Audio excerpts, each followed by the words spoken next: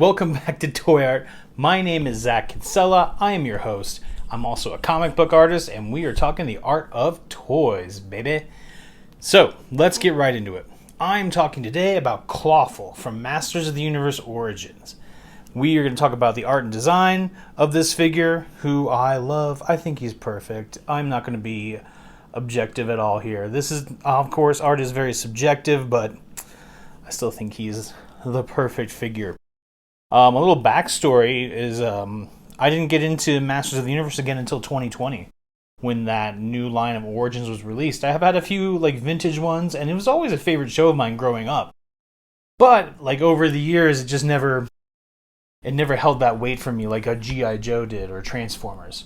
So when I started getting old vintage toys when the lockdowns first started, because that was the only thing that was bringing me any kind of joy whatsoever, I was going to Walmart, masked up, freaked out, and I started seeing these Masters of the Universe Origins along with the WWE Masters of the Universe figures, and I was like, I was all in at that point.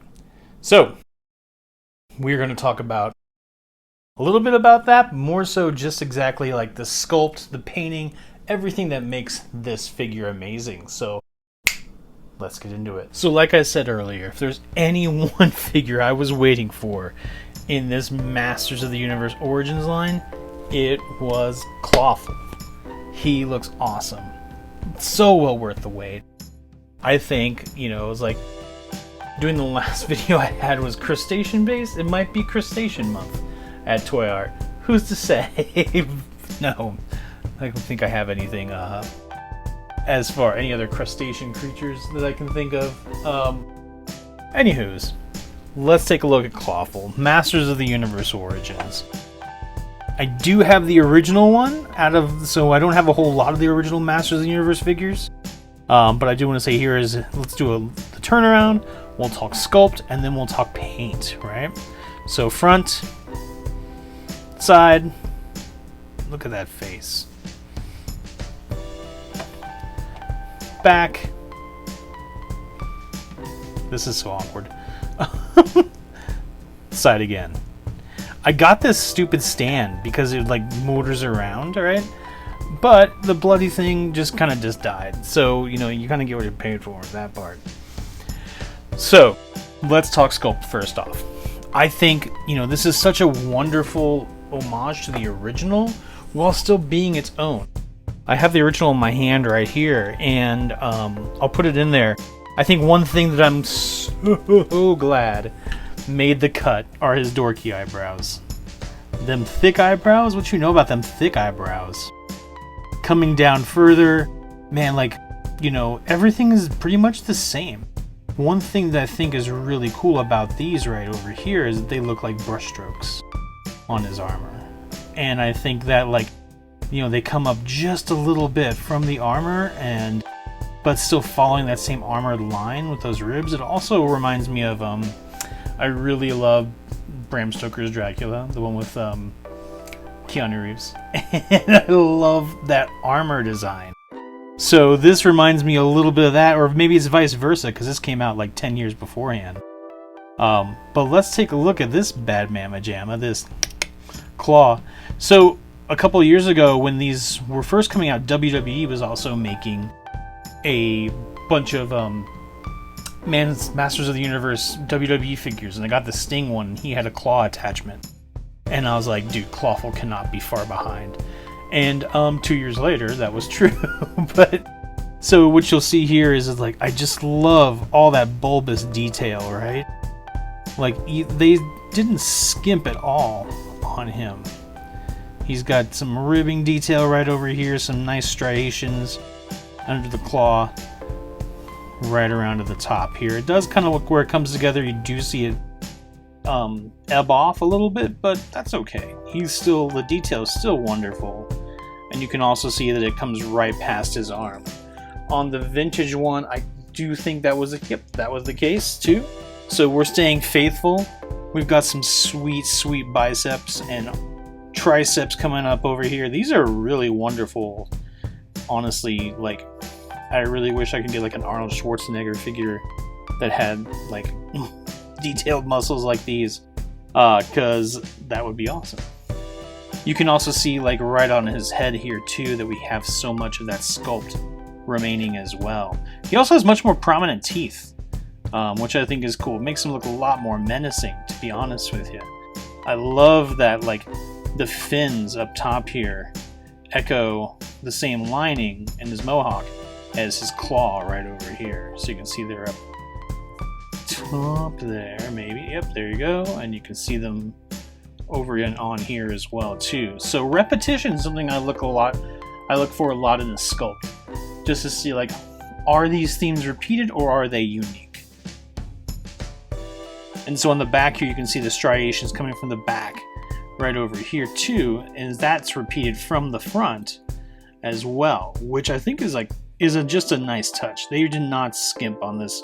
Again, like I said, so well worth the wait. I love the sculpting of the loincloth. It feels like it's hair. It feels like it's fur. You know, he's got his sweet belt there. And then these legs, like, look at this.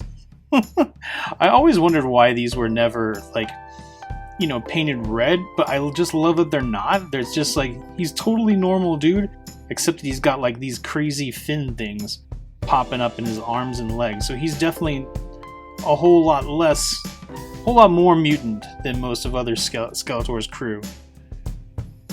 But I love how they brought in the striations to that arm.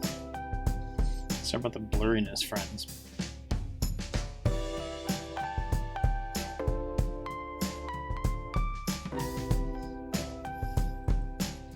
And there's his little claw feet.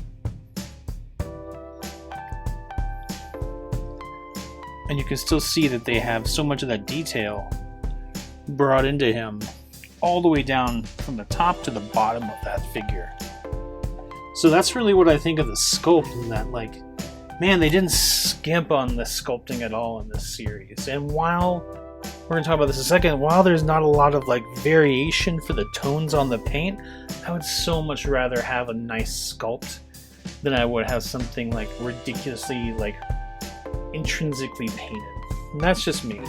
So like I said, there's only really what, 4 or 5 colors on this, not including the weapon there. So like I said, there's not a whole lot of color, not a whole lot to talk about in the color, but he's kind of perfect.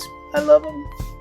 Let's compare his color to like his old guy real quick, and we'll just put him side to side here. And you can see that, like, he is so much more vibrant than the previous Clawful. They're both just as tanned, so they didn't skimp the tanning bed at all, or the poolside days, if we're talking Clawful here. But you know, like I said, that, you know, it's interesting because I do like the incandescent, the like vibrant, saturated colors. That's a big thing in my art.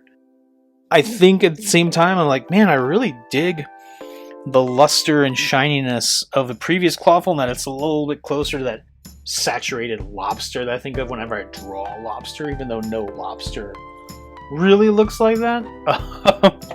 You know, coming in and look at him, he's like, but he's smooth, right? He's smooth, and there's not a lot of like extra detail, you know, down over on the underparts. Like the striations are there, but one thing you can also see is it's like he's wonderfully sculpted. There's nothing you can take away from this, but you can see his teeth so much better in the new one. I think that they went for the Clawful aesthetic, and I was like, I can barely see any differences. Like, it is truly wonderful. I think the biggest difference is going to be in his little feet, honestly. You know, looking at that there, comparing it to these, which have like a much smoother vibe, but also they're made for articulation. So that's one thing I really think that's like where this guy stands out. Like, I don't think there's much really value in comparing the two.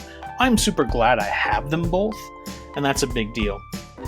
So, Clawful, honestly, reviewing this, rating it, like, they just knocked it out of the park. Mattel is amazing. And that's really what I wanted to talk about in this one. Okay, end of the road. Awesome figure. Seriously, one of my favorite figures of 2022. When I do that list at the end of the year, This bad boy is going to be fighting right up there for it, along with that Muckman from Super 7. Super cool figure.